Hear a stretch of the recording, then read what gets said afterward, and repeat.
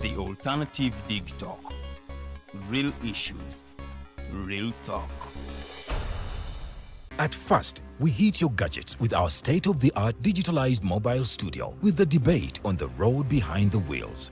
Later, we launched our magnificent studios located on Plot 1A, Sawagude Close, Lukulinanganda, Machinde, Kampala, where we bring to you our must-watch shows like The Mighty Drive, Monday to Friday, 8 a.m., Hotline, Mondays, 7 p.m. As for legal matters, Twins at Bar, Tuesdays, 11 a.m. Wednesdays, 6 p.m. is Afro-Caribbean Link, where we connect Africa with the Caribbean. Voltage on Thursdays, 7 p.m., featuring a youthful panel. Interface with Dr. Kiza Besige every Friday, 12 p.m. with his call to action against injustices. Snap Talk, Saturdays, 6 p.m. with the trio. A must-watch, The Political Dice, Sundays, 8 p.m. with the duo that never stammers, and so much more. Watch us live on all our social media platforms. We are The Alternative Digitalk. Real issues, real talk. What at the church, though? Tawali man, what's up? Man, can you imagine people just dump everywhere? Someone drinks water and throws the bottle wherever. Come on, Rogers. What else do you expect people to do with an empty bottle? Simanya now, recorder. Do you know that plastics take at least 450 years to decompose? What? That's a long time. Exactly. Because plastics are made out of a lightweight and flexible material that doesn't decompose easily. And plastics everywhere in the environment cause plastic pollution. What is plastic pollution now? It is the accumulation of plastic waste in the environment, like bottles, polythene bags, straws. All of these contribute to plastic pollution. I have been using them without knowing their effect. Yeah, a lot of people have. Plastics are a danger to the ecosystem, both on land and in water. So how can we overcome this problem? Is there something we can do? Oh yes, we can reduce by minimizing the use of plastics, reuse by repurposing them, or recycle by collecting and processing them into new products. Everyone wants to change the world, but no one wants to change themselves for the world. How about we change our habits for the world? And it starts with me and you. This message is brought to you by Alternative Digitalk.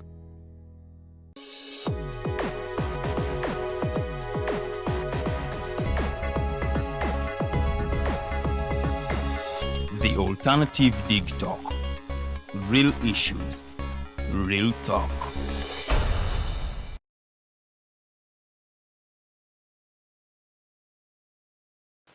Good evening, Uganda. The education sector in this country is at a crossroad or a crisis.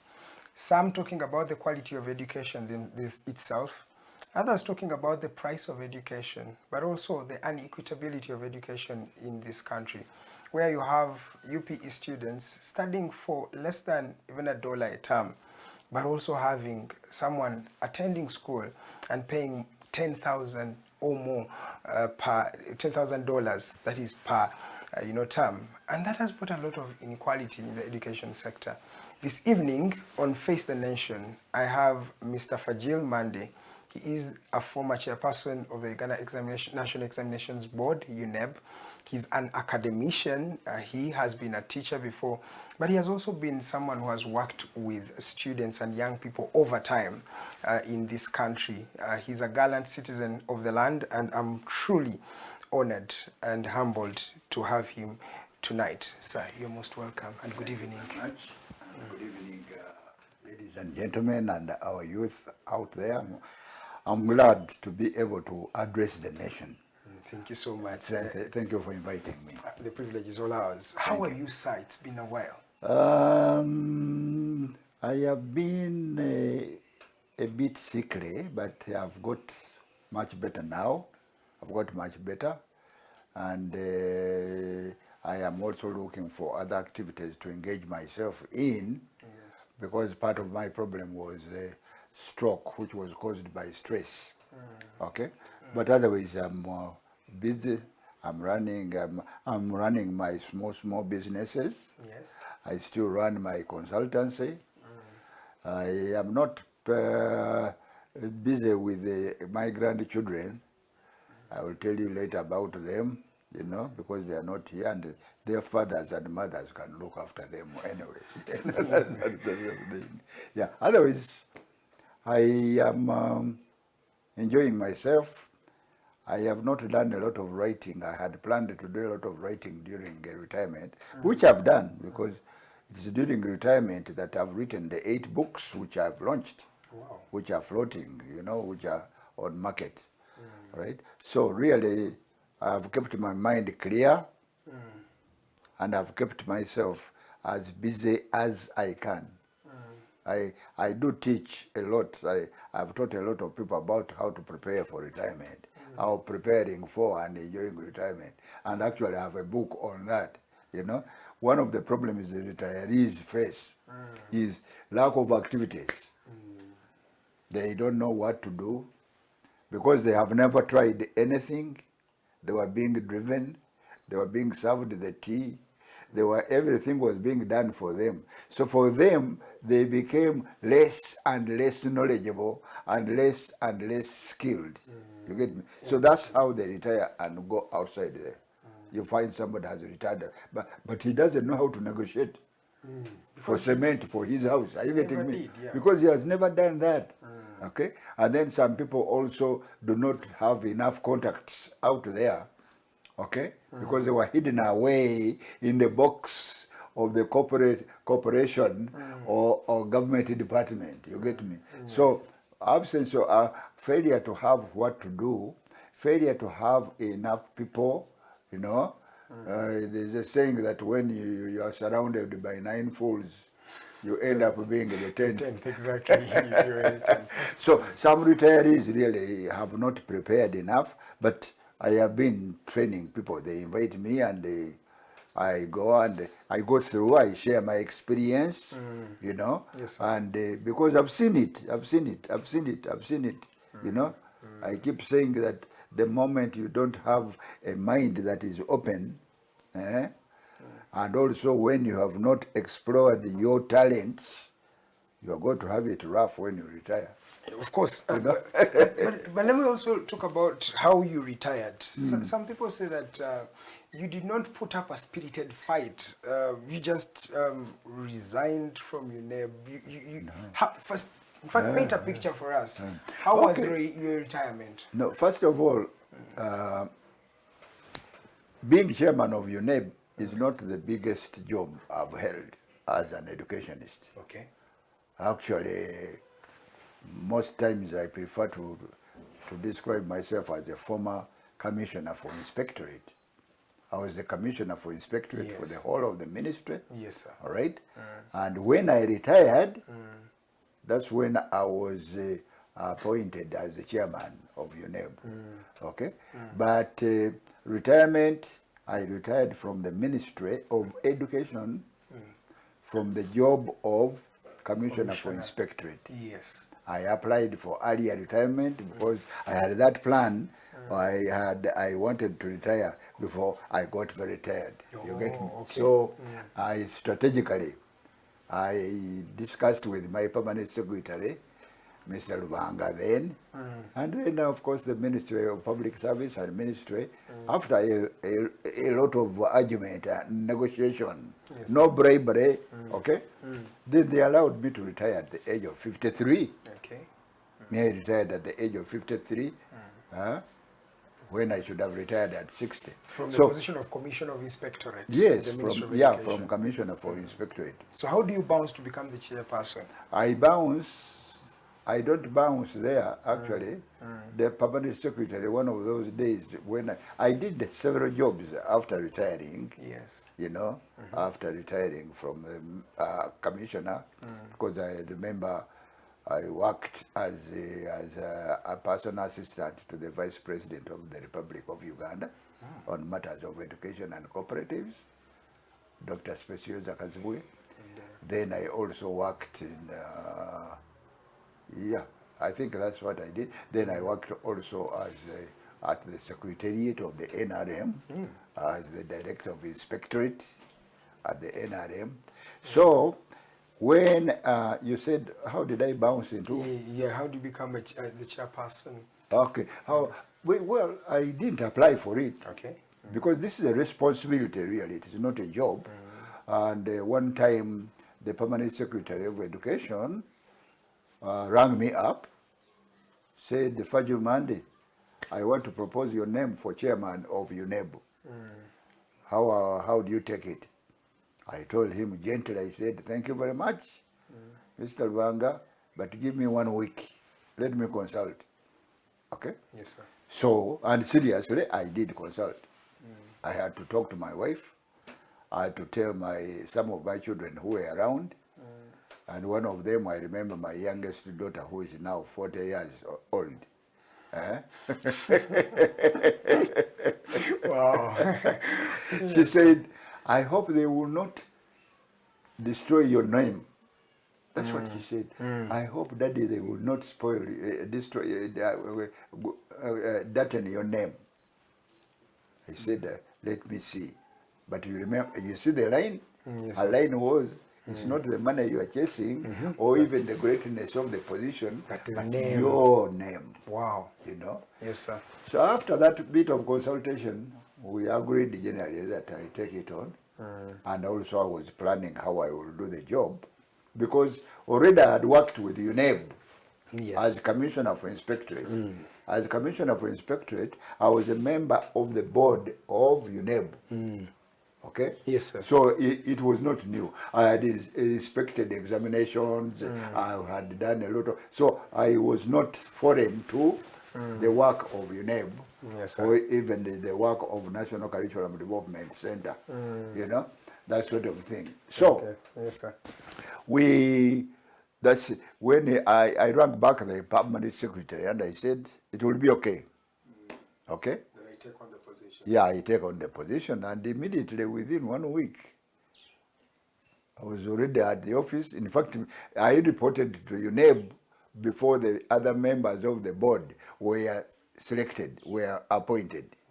So for nearly 1 month, I actually stayed at UNEB as chairman, but my members were being selected, I sorted out. So, but that gave me a chance of studying exactly the internal systems of UNEB. So that's how I became the chairman, and I worked, I think I remained there for 1.5 years. Yes, sir. Yeah, at UNEB. And of course, the board, the other members of the board were selected, and they were posted, and we formed the board. Okay. We formed the board, Okay. you know, and we planned it together, you know, and we did that. Okay, let's delve into the conversation of the academy, the education sector of this country. From the time you have served and today, how do you really, if you had to comment about the education sector, what would you say? How is it to you? Okay, fine. First of all, ladies and gentlemen, as far as education is concerned, Yes, sir. me, I have been a trainer of teachers at teacher training colleges. Okay. I trained at Nyondo TTC, Namutamba TTC, and Shimoni TTC. Yes, sir. Then I've been also headmaster of mainly primary schools, Old Kampala, Aga Khan Primary School, and I've been an assistant education officer, right? And I was also headmaster of Kitante Primary School. I was the second African headmaster there. What an experience. So when I look at education, I look at it from all those angles. Yes. All right? And I have studied in Ugandan schools. I've never studied outside, except when I went for my master's degree at Leeds University. You get me? So really, I think that mainly because we don't have enough time to discuss every detail, I think that the education system, according to me, and this is a enlightened view, okay? Yes, sir. One of our biggest problems with our education system, first of all, let's give a background. Remember that the education system we have was actually initiated and run for some time by the colonialists. Exactly. That's very true. And the colonialists did not want to produce somebody to compete with them, but somebody to provide cheap labor, somebody to provide raw materials, somebody who can be used to do anything, and somebody who can serve as a slave. It was never designed to open up your mind. It was to not innovation. designed for us to develop Uganda per se. No. Yes, sir. It was designed. I keep saying that these colonialists beat us in one major thing.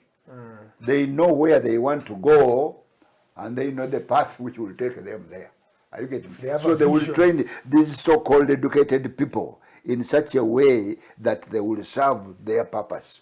The grand vision of the country. Absolutely. I get what you're saying. Yes, sir. you get me. So they knew that. So we have not had programs seriously enough. There are some programs we have had. For example, when you look at the education white paper of the late Senator Zakajobia and his team, that one tried to come out.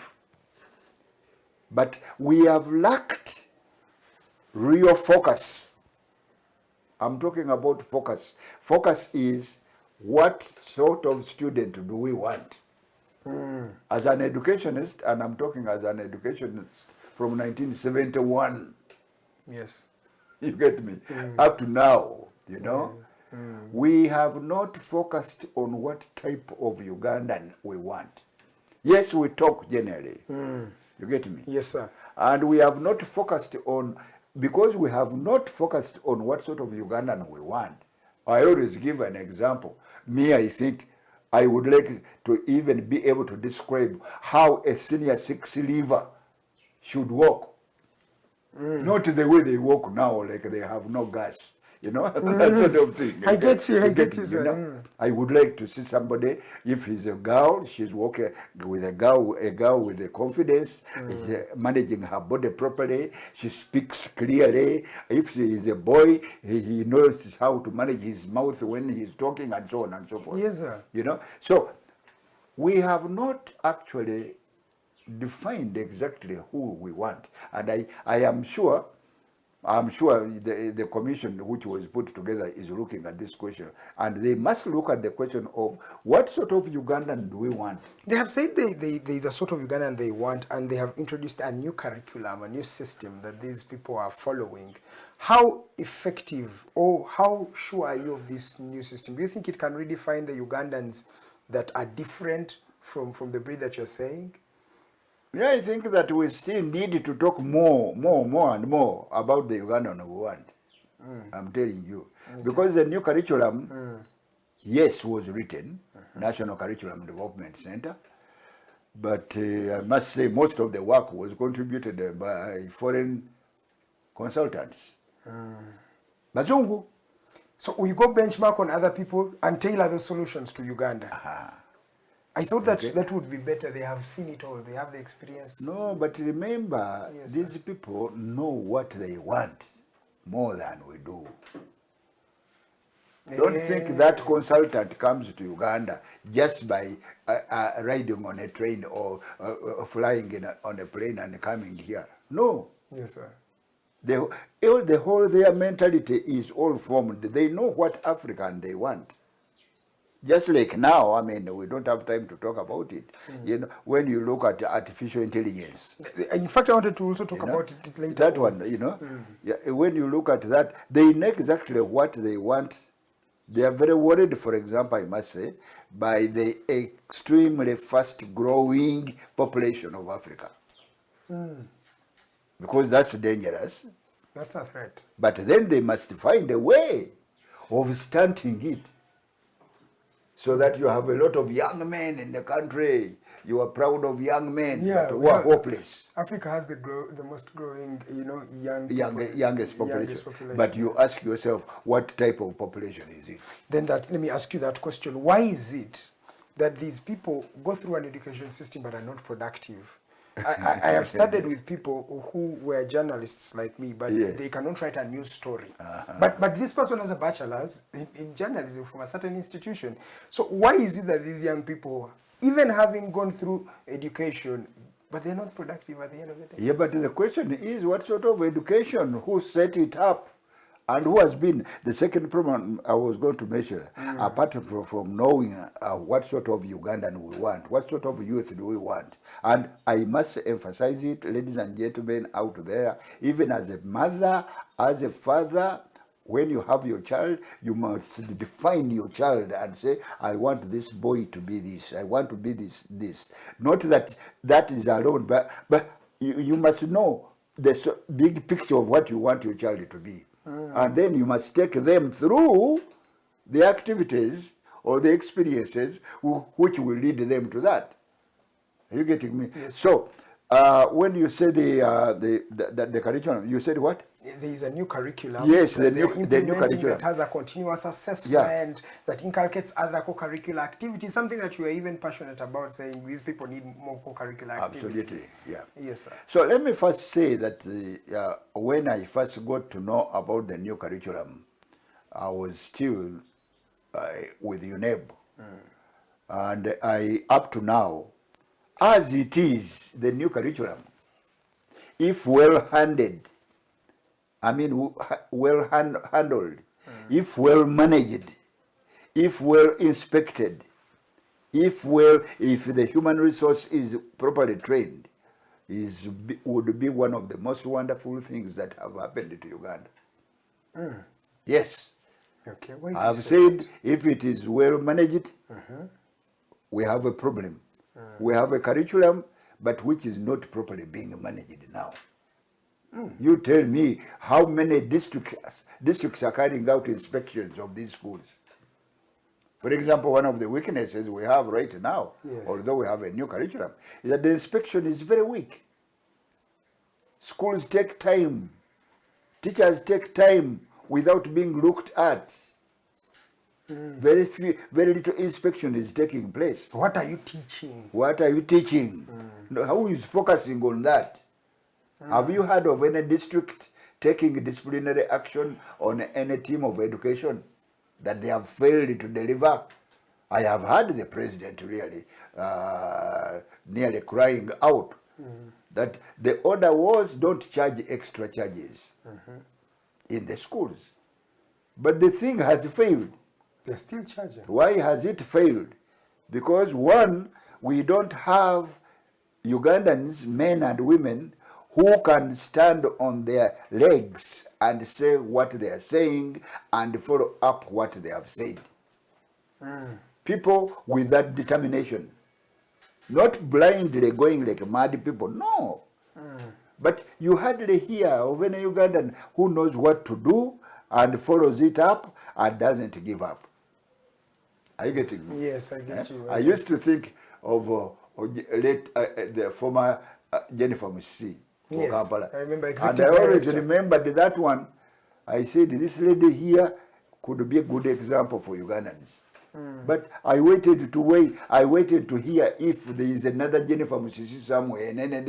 But how did Jennifer Musisi end? And that's No, that brings me to she resigned. Yeah, but under what circumstances? No, it doesn't matter which under, but she had the guts to say, if I can't implement what I want to implement, I am not going to remain here.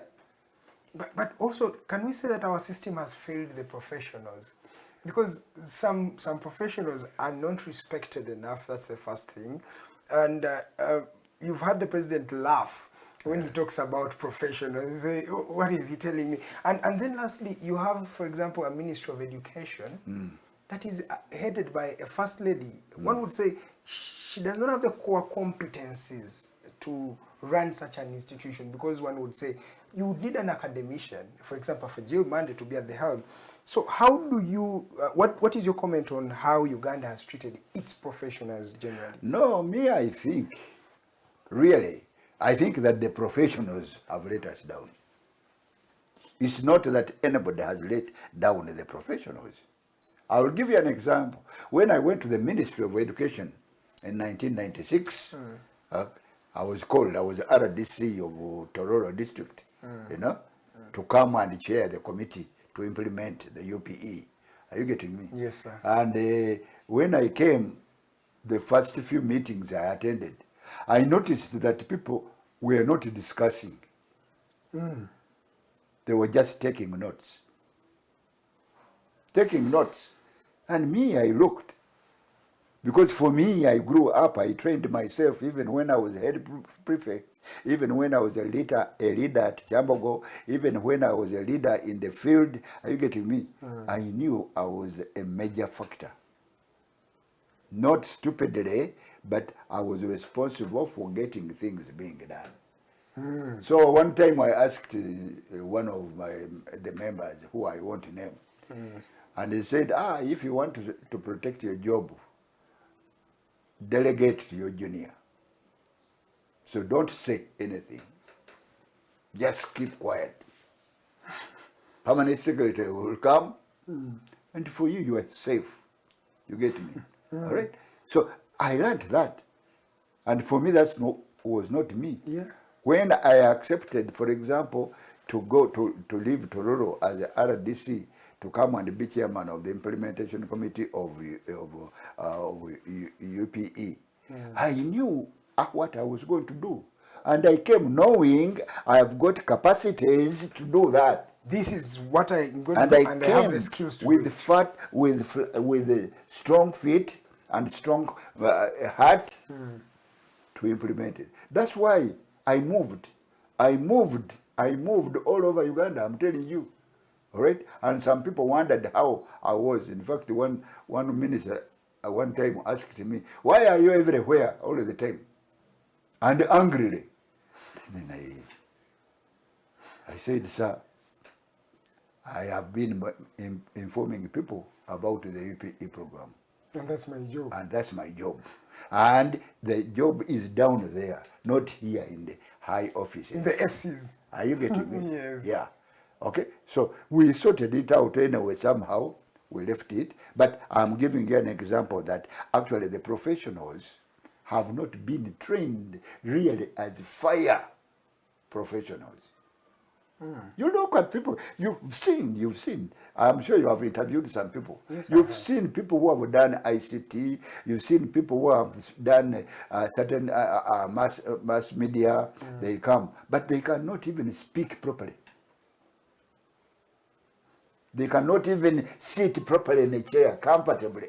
So these ones are fake professionals. They cannot even demonstrate anything to you because the process they have gone through has not produced the right person to handle a professional's job. It is only certificates. I've got a diploma. I've got the next one. What is the next degree? Bachelor's degree. I'm going for master's. I am going for a PhD. It's that. And I've told people, whatever size the heap of papers you've earned, they won't make you do the job unless you concentrate on getting the skills. But the thing is, one is saying I'm getting the skills, but when I get the skills, they will give someone who's not even as competent as me just because they know someone who knows Yeah, someone. but you see, even that with who you are talking about, they. Who are they? They are not really, admittedly, simply politicians. They are qualified degree holders. Yes. I've worked with professionals who cannot go out to the field. Okay, Mr. So it's like this.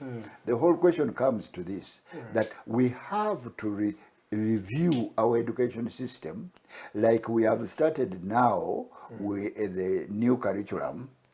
Yes, sir. The new curriculum, and we must continue training our human resource all the time, both at the places of work, out in the field, and also even in the private sector. Should do that. Okay. But that is not taking place. Mr. Mandy, let's come to also this UPE that you were promoting all over the country. Yes. Even up to today, it's still here. 28 years down the road, yes, it's still here. But what quality of students are coming from these particular places? Why I ask this is that I think it allocates around 10,000 shillings. The Ministry of Education allocates 10,000 shillings to the UPE student, per student. But then there is someone who's studying, sir, for $10,000 a term. That's around what, 30 million. It's a school. But these people are all competing to work in the same environment, in the same community. They're all competing against each other. How feasible is their competition, really? Comment on that education inequality. In education inequality, first of all, there is a misunderstanding by a lot of people. I know people are talking about the international schools now, international. You know, we have got this copycat mentality and following the group. Abana bagundi basomera mu international school, no wanga agende. And if I ask, have the children of the international school produced better workers for us in Uganda? And I will give you an answer. Generally, they haven't.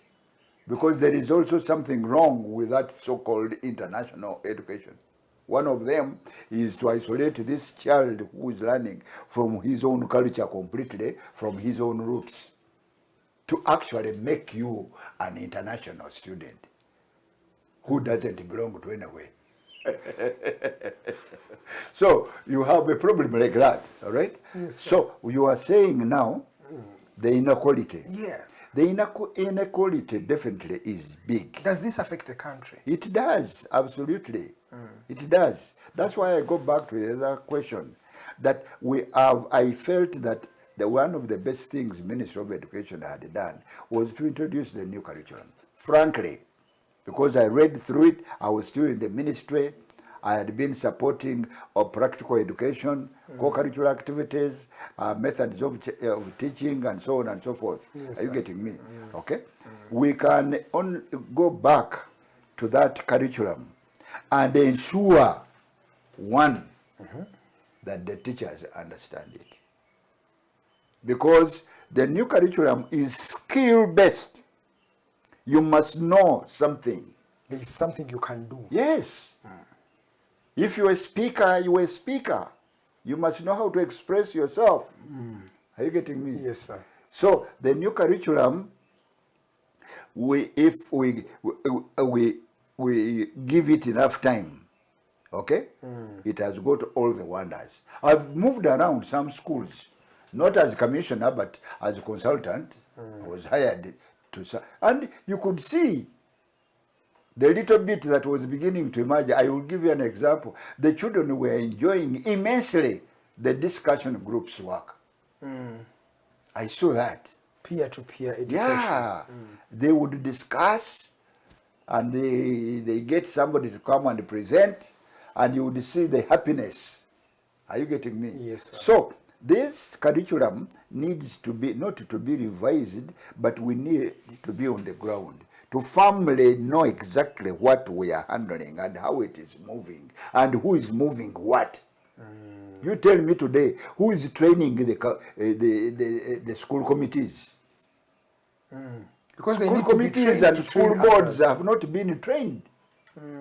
But we trained the teachers, and it was for a very short time. Understandably, yes. But then if it was a very short time, we should be increasing now to train the teachers. Remember, the teacher himself or herself is a senior 4 leaver. Or majority, or senior 6 leaver. And the teacher himself or herself lacks the very skills which any National Curriculum Development Center based on to change the curriculum. But For example, the pure skills include things like literacy, reading and understanding, communicating with other people, sharing with other people, self-management. so how can such planning. a person Are you getting me? teach another person? This is can a exactly- blind man teach another blind Auntie, that's when you produce double blind people. You're still watching A blind Face teacher the Nation.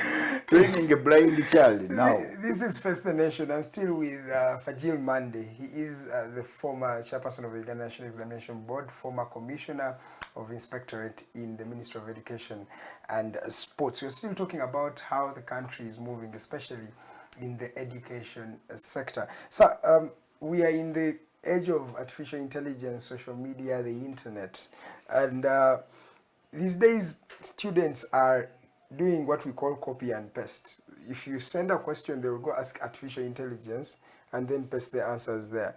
How do we work with these people? In fact, is even education still valuable? One would ask, because there is a narrative that YouTube is now the university of the world. And some people are saying, I don't need to even step in class as long as I am on Twitter, as long as I'm on YouTube, I'm on internet, I can get all the knowledge I need. So how do we juxtapose that, the involvement of artificial intelligence vis-a-vis education in our country? How does a student Once again, ladies and gentlemen, we need to know what we want. We need to sit down as a country and say, what Ugandan do we want? You get me? Yes, sir. That one we have not done enough. And then, that's how we shall understand. Already the world is discussing whether the populations will be able to work with artificial intelligence. Are you getting me? Exactly. Shall we peacefully work with artificial intelligence, with the robots and so on and so forth? And the answer is likely to be, we won't with time. We won't be able to work together. I thought with time we will. No, but how do you know how to work with what you have not been involved in making?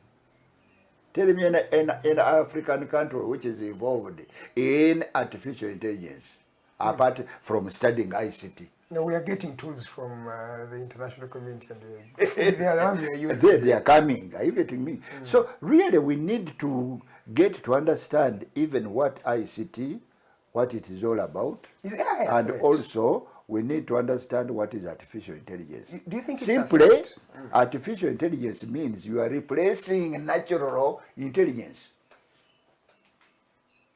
And I have not had an African leader discuss that. I am pushing artificial intelligence. Yes.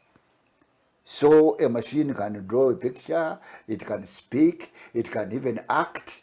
They have now created female robots. You can buy one and enjoy sex with it.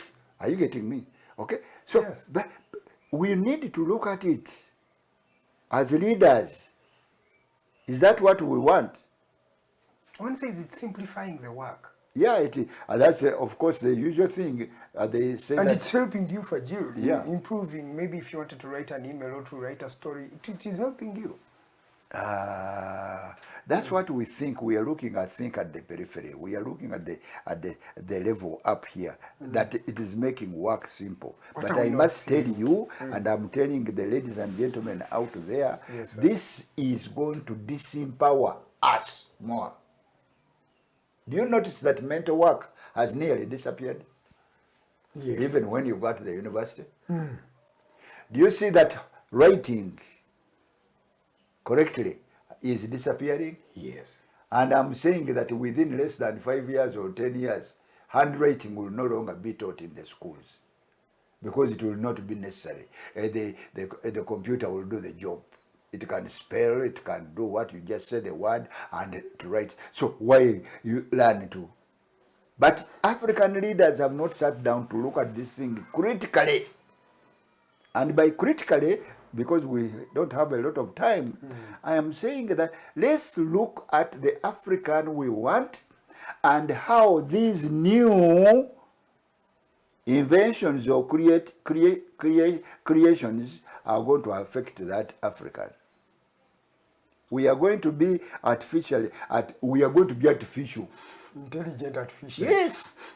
You look at it. Childbirth has been artificialized now. Yes. You get me? Yes. That's why people now, the rest of the world, apart from China and so on, and Russia and so on and so forth, they are promoting what? What? This the male and female woman thing. They are promoting men running with men, women running with women, homosexuality. They are promoting that. And they are promoting it. And when you sit back, you say, how can a normal human being promote that? And even threaten to remove aid from countries which have rejected the program. Like Uganda has rejected that.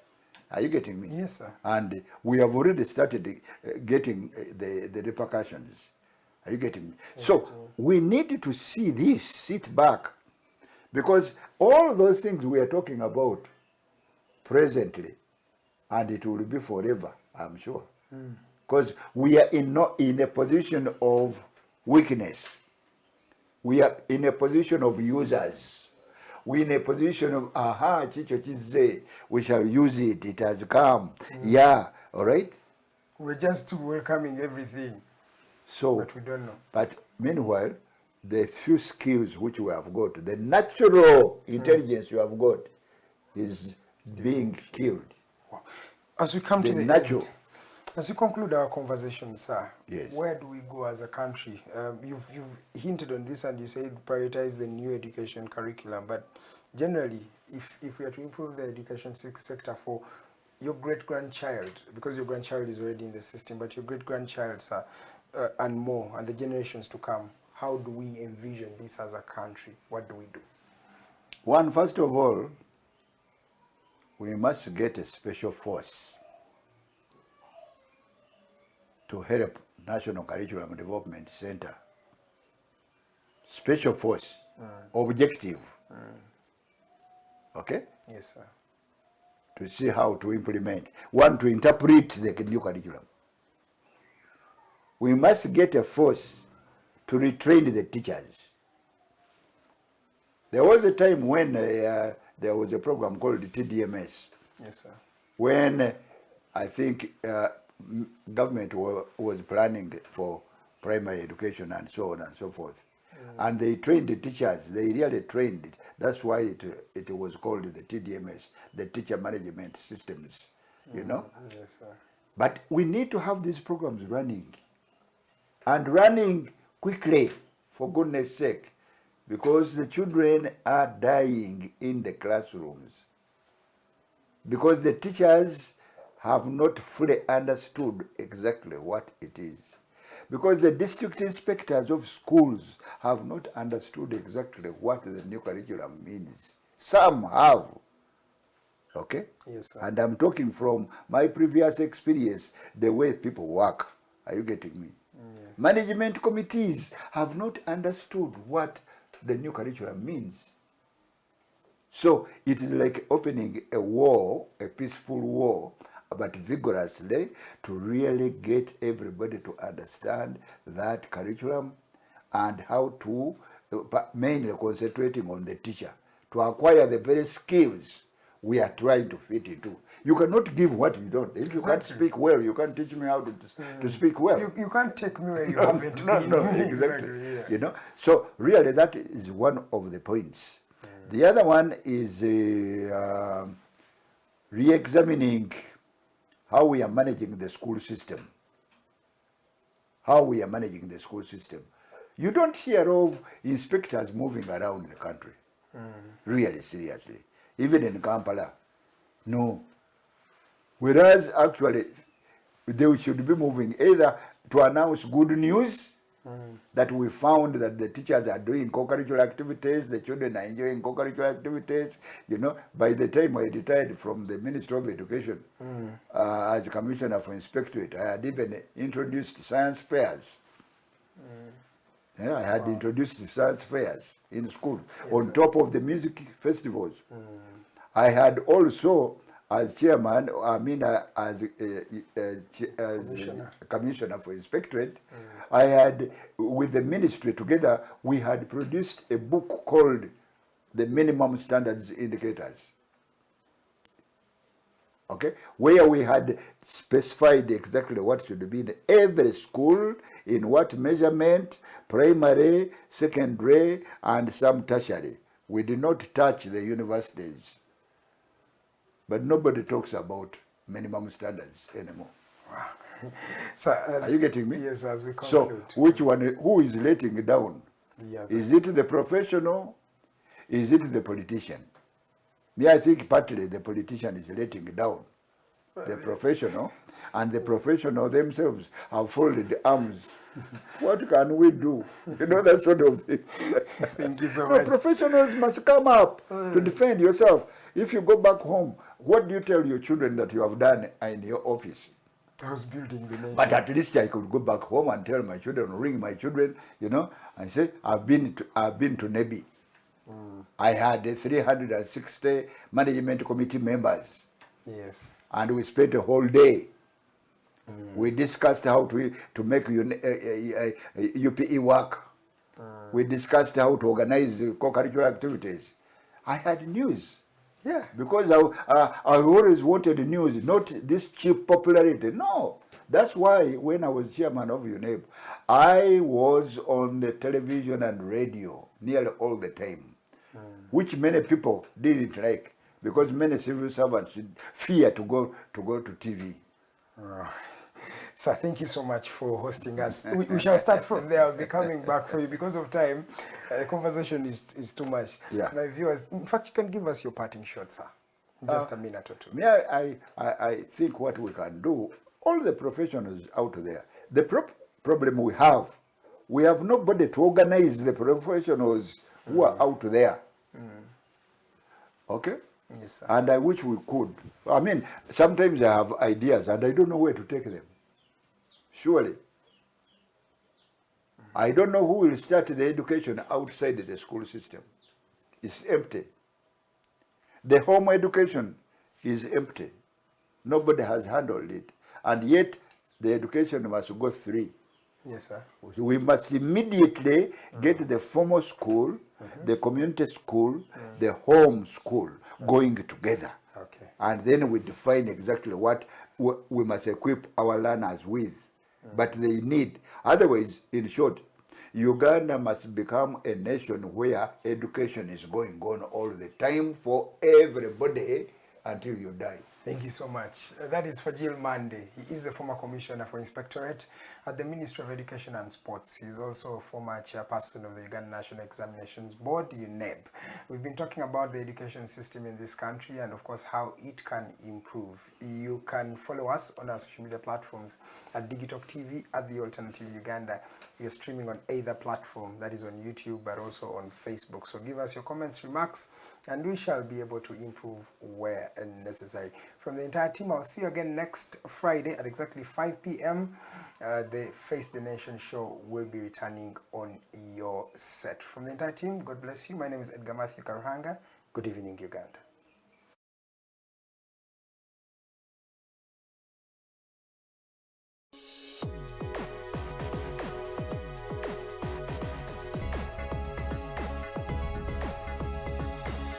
The Alternative Dig Talk. Real issues, real talk.